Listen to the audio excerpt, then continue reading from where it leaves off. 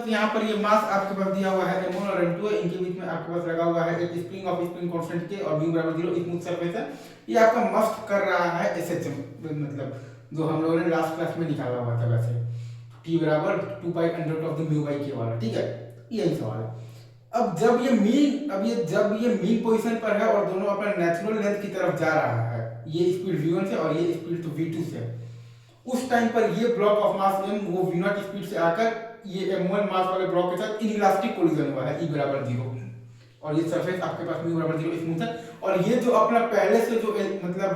ये तो SHM कर रहा था उसका एम्पलीट्यूड x0 था, ये पूरा m1 और m2 जो अपना पहले से SHM कर रहा था उसका एम्पलीट्यूड आपके पास x0 था। तो अब देखिए हम लोग बेसिकली पहले के हिसाब से v1 हम लोग लिखते हैं बेसिकली ओमेगा मतलब कि इनटू x1 और v2 हम लोग लिखेंगे ओमेगा इनटू x2, और x1 बराबर x1 प्लस x2 होता है, m1 x1 बराबर m2 x2 होता है, तो x1 बराबर हमारे पास आ जाता है x0 by 1 plus m1 by m2 और x2 बराबर आ जाता है x0 by 1 plus m2 by m1,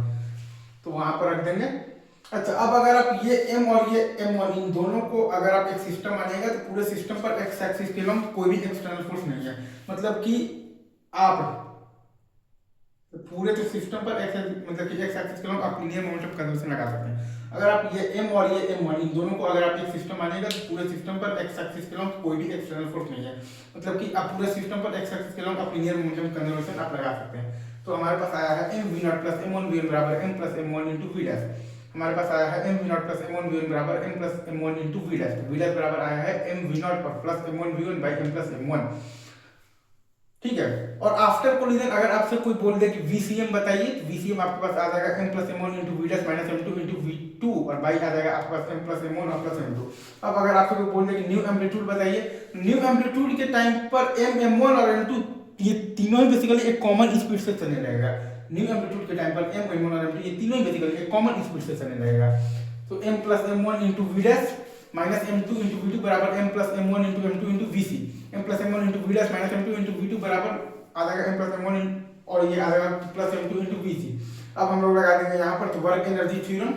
तो minus half k into x0 new का होल स्क्वायर, और वो बेसिकली वो बराबर आ जाएगा half into m into m1 और प्लस मतलब कि half into m plus m1 और प्लस m2 इंटू vc का square minus half m plus m1 into आ जाएगा आपके पास v dash square minus half m2 into आ जाएगा v2 स्क्वायर माइनस हाफ के x0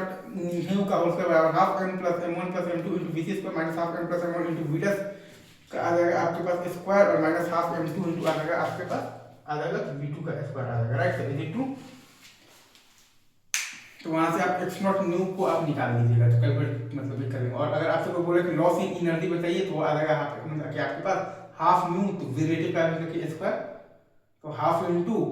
m m1 by m plus m1 into आ जाएगा आपके पास v1 माइनस v0 का होल स्क्वायर। इक्वेशन सब देख लीजिए और यही आपका आंसर है, ठीक है।